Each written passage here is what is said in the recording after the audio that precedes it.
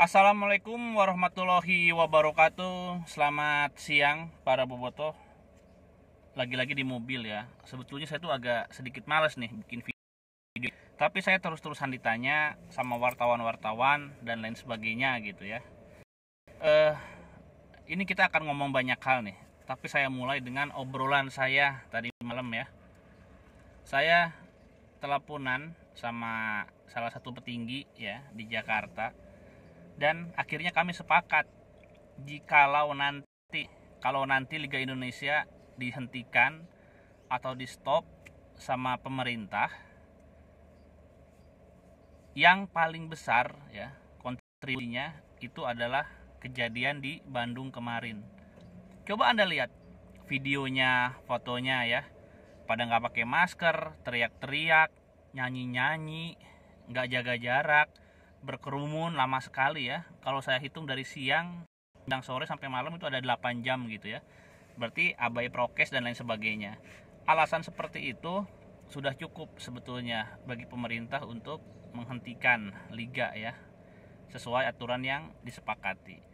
Tapi begini, saya bilang ke siapa ya, ke orang penting tersebut, saya bilang tolong dilihat, saya bilang tuh, karena kan yang dikhawatirkan pemerintah sebelumnya kerumunan terjadi gara-gara pertandingan ya, misalnya saja nonton bareng, nonton di kafe dan lain sebagainya. Tapi yang kemarin kan memang di luar jangkauan PT LIB ya, di luar jangkauan operator. Karena kerumunan yang terjadi, saya katakan itu nggak ada hubungannya sama pertandingan. Kerumunan yang terjadi di Bandung itu bukan nonton bareng, bukan nonton bola, tetapi adalah kerumunan akibat tuntutan supporter terhadap klubnya. Ya semoga alasan itu bisa mencegah pemerintah untuk mencabut izin gitu ya. Tapi teman-teman, yang paling ini sesuai dengan apa yang saya katakan di Tribun Jabar ya, dan beberapa media tadi malam.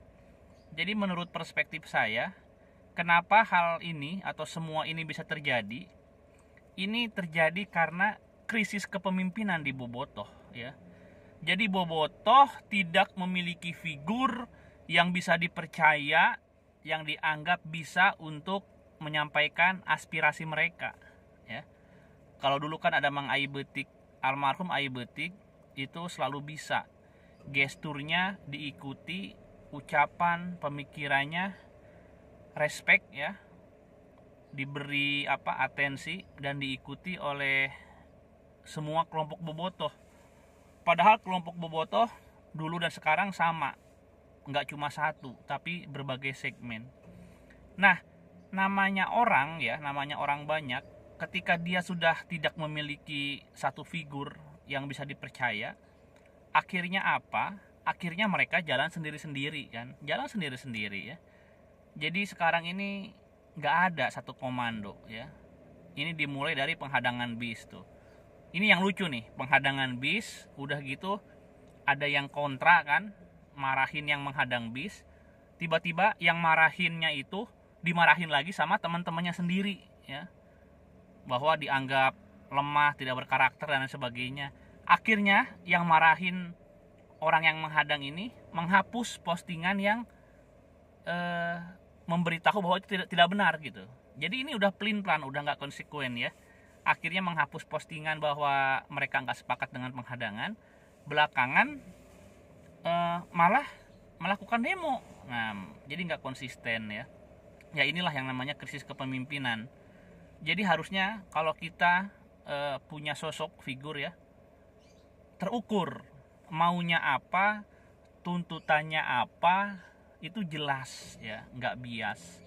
Ini saya mulai dari petisi aja ya, nggak perlulah kita komentarin bentuknya yang itu sih bukan petisi ya. Petisi kok ada kesepakatan gimana itu ya, ya oke lah, tapi itu kita abaikan saja ya. Bentuk formil sebuah surat tuntutan itu harus beda loh. Tuntutan, petisi, perjanjian itu beda ya, itu beda. Cuma oke lah, yang itu kita nggak bahas ya. Nah teman-teman, tapi kita akan memulai dengan isinya itu nggak substansial gitu ya. Jadi energi Bobotoh ini kan besar. Energi Bobotoh ini besar. Besar loh. Kemarin bisa sampai ratusan ya datang ke Sulanjana, bahkan dari luar kota juga. Selain jumlah yang banyak, mereka itu bisa gitu untuk standby berjam-jam ya. Sampai 8 jam coba. Anda bayangkan energi Bobotoh ini begitu besar tapi tidak terarah ya. Dan tidak mencapai hal yang jelas gitu loh. Dari mulai petisi saja. Saya nggak ngerti tuh, petisi merubah tagar kan, mereka tuh minta mengubah tagar menang bersama jadi apa gitu. Itu nggak prinsipil ya. Itu hal yang harusnya nggak perlu gitu ya, hal seperti itu dimasukkan ke dalam tuntutan yang mengerahkan massa sampai apa melanggar prokes dan lain sebagainya gitu ya. Itu nggak prinsipil. Terus apalagi ya tuntutan-tuntutan yang apa menurut saya apa ya. Nah, tentang 2 kali 24 jam ya, itu juga sebetulnya menyandera Bobotoh ya. Itu pada akhirnya malah membuat Bobotoh disepelekan dan diremehkan. Kan petisinya itu ada kan, harus ditanggapi 2 kali 24 jam gitu.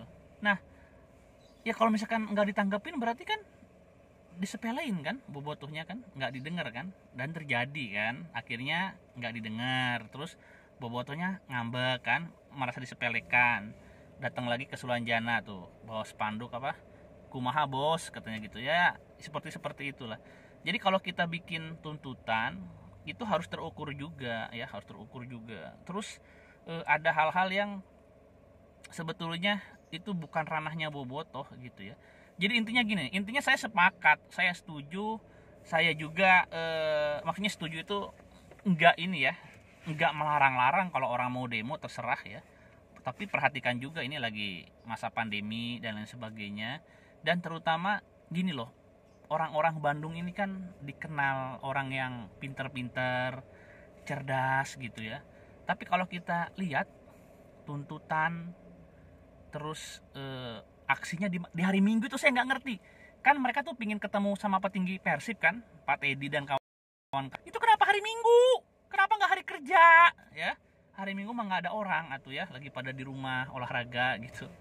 Nah itu ya, jadi maksud saya Bandung ini kan dikenal para pemikir, lahirnya para pemikir gitu ya, konseptor segala macam. Itu kemarin nggak terlihat gitu. Saya sampai lupa lagi tuh petisi-petisinya itu, tapi hal-hal untuk mengubah tagar, terus juga apa ada yang itu melampaui lah, intinya melampaui dan nggak prinsipil gitu.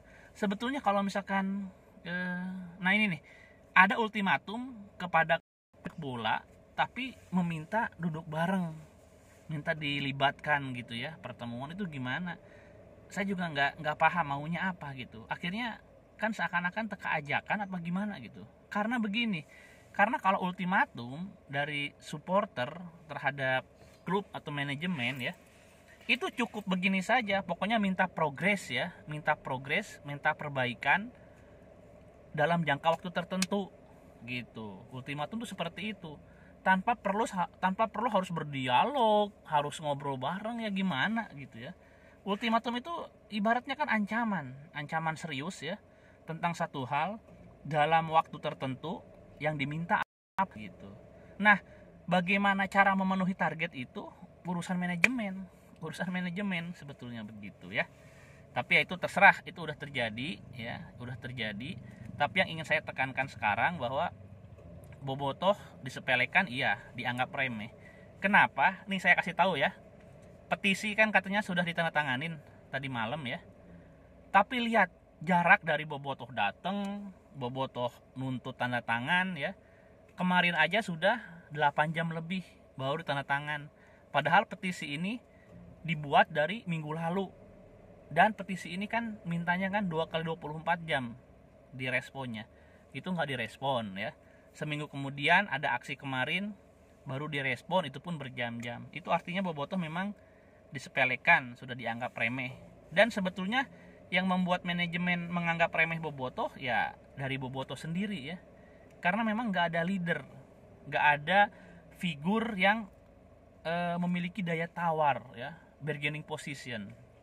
Dulu waktu zaman AI Betik, saya ingat betul, ini bisa di cross check ya sama orang-orang yang masih hidup. Dulu tuh manajemen takut sekali loh kalau AI Betik melontarkan statement pernyataan yang menyulut masa gitu ya, menyulut Bobotoh. Dan udah kejadian kan, dulu AI Betik bisa melengsarkan Risnandar Sundoro saat itu juga ketika hari pertandingan ya, baru beres main melakukan demo di Siliwangi, akhirnya Risnandar dipastikan dicopot dari jabatannya. Kalau sekarang ya nggak bisa ya, sekarang nggak bisa karena memang nggak ada figur itu. Jadi Bobotoh gagal menempatkan diri sebagai pressure group. Pressure group ini kan kelompok penekan ya, dia kelompok penekan. Dia itu berada di luar sistem, di luar lingkaran manajemen ya, tetapi gerak-gerik, gesturnya, tingkah lakunya bisa mempengaruhi para pengambil kebijakan. Dan Bobotoh gagal. Ini saya kasih tahu ya, tadi malam itu petisi ditandatangan ya, yaitu mungkin biar Bobotohnya bubar saja, karena kalau kelamaan kan bisa mengganggu ketertiban ya, mengganggu ketertiban, dan ya malah buat repot ini pemerintah, terus juga polisi gitu ya.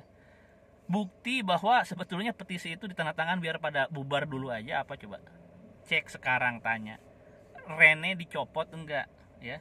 Rene dicoret enggak? Rene dicabut enggak dari pelatih?